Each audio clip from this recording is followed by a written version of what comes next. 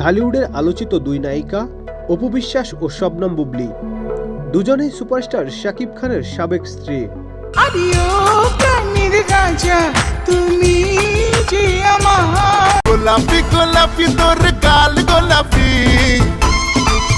শাকিবের সঙ্গে কোনো সম্পর্ক না থাকলেও এই দুই নায়িকার মধ্যে যে দা কুমড়া সম্পর্ক, সেটি তাদের পরস্পরের প্রতি তির্যক মন্তব্যেই প্রকাশ পায়।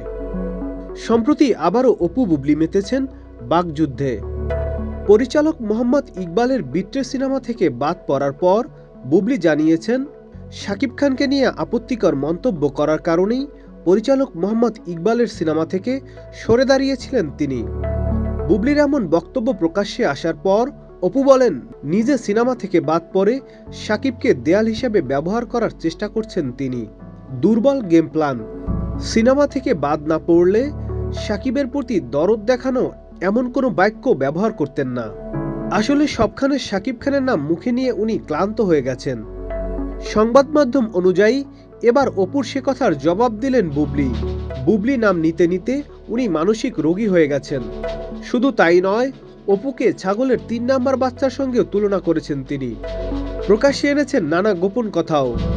বুবলি বলেন, সবথেকে হাস্যকর হলো উনি নিজের নিঃশ্বাসের থেকেও বুবলি নামটা বেশি নেন।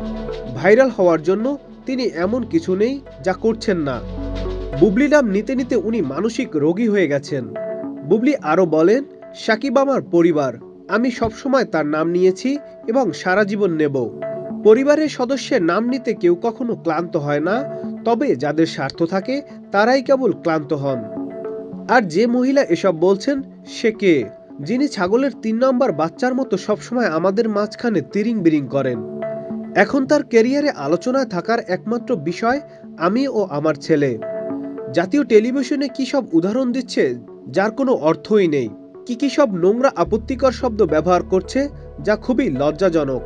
তার মুখে সবসময় দুর্গন্ধজনক শব্দগুলো থাকে, কারণ তার ভিতরটাও এরকম। কিছুদিন আগে অপু বিশ্বাস দাবি করেন, শাকিব খানের শত্রুদের সঙ্গে বুবলির ওঠা বসা বেশি। আর এ প্রসঙ্গে বুবলি বলেন, ২০০৮ সালে শাকিব অসুস্থ হলে সঙ্গে সঙ্গে দৌড় দিয়ে অন্য জায়গায় সিনেমার সাইন করেছিলেন তিনি।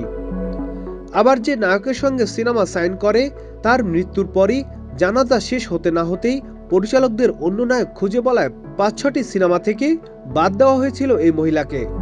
আবার নিজ স্বার্থের জন্য শাকিবের কাছে ভিড়েছিল। সবই ইন্ডাস্ট্রির মানুষজন জানেন। পরিচালক ইকবালের প্রসঙ্গে টেনে এই নায়িকা বলেন, উনি নাকি ইকবাল ভাইয়ের ছায়াও দেখতে পারেন না। কিন্তু কেন? কারণ হচ্ছে কিছুদিন আগে ইকবাল ভাইয়ের কাছের একজন প্রযোজক অনুদানের একটি সিনেমা থেকে বাদ দিয়েছিলেন তাকে। অপুকে হুঁশিয়ারি দিয়ে বুবলি বলেন, সে ভেবেছে আমাকে ও আমার ছেলেকে নিয়ে সবসময় মিথ্যাচার করবে, আর আমিও বরাবরের মতো চুপ থাকব।